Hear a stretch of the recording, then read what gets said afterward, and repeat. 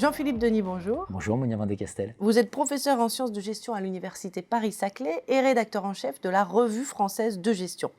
Alors, vous proposez quelque chose, réenchanter l'enseignement par la recherche et vice-versa, alors qu'on s'accorde à dire que ce sont deux domaines complètement distincts. Expliquez-nous ça.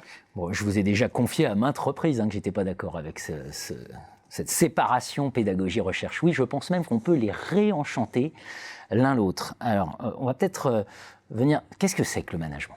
Alors, c'est quoi le management ? Et les sciences du management, ce sont les sciences de la conduite de l'action collective finalisée. Donc, ça paraît très compliqué comme ça. En fait, c'est très simple.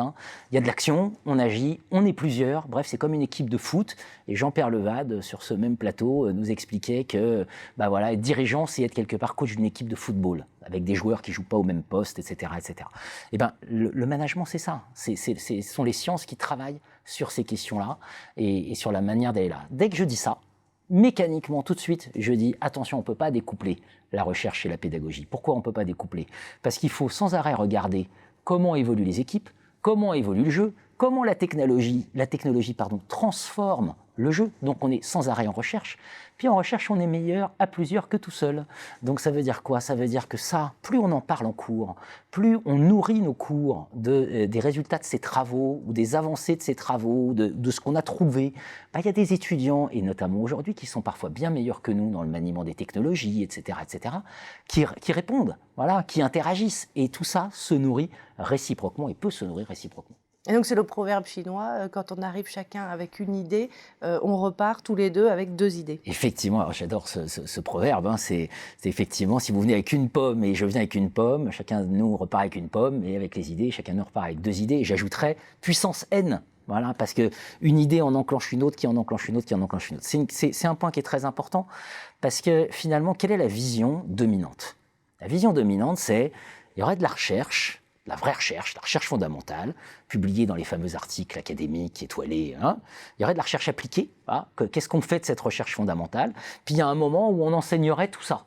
Et tout ça serait quelque part séquentiel et assez distinct.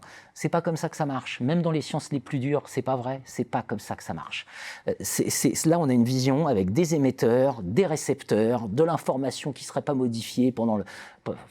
arrêtons, ça fait très longtemps qu'on sait que quand on travaille sur la connaissance, ça met en jeu des dynamiques de partage. C'est pas des dynamiques d'émission et de réception. C'est des dynamiques de partage. Et ça se transforme. Le récepteur transforme ce qu'il reçoit et puis rend différemment encore de ce qu'il a reçu. Bref, il faut penser connaissance. Mais il faut prendre le terme de connaissance au sérieux. Friedrich von Hayek, économiste, disait la connaissance ne peut être utilisée, la connaissance des acteurs ne peut être utilisée qu'avec leur active coopération. C'est-à-dire que s'ils ne veulent pas utiliser leur connaissance, ils ne la mobilisent pas. Donc on voit bien tout de suite que c'est extrêmement fragile, que c'est des moments, quand on enseigne, ça va bien se passer. C'est un peu comme les concerts, c'est un peu comme les pièces de théâtre, ce sont des moments uniques. Et puis l'acteur un jour est en forme, le chanteur est en forme, le groupe est en forme. Puis il y a des jours où on est moins en forme. Et puis il y a des jours où c'est le public qui n'est pas en forme, où il y a quelqu'un dans le public qui pourrit l'ambiance. Vous voyez, on connaît tout ça. Tout ça c'est fragile. Mais alors quand ça se passe bien, qu'est-ce que ça crée comme nouveauté ?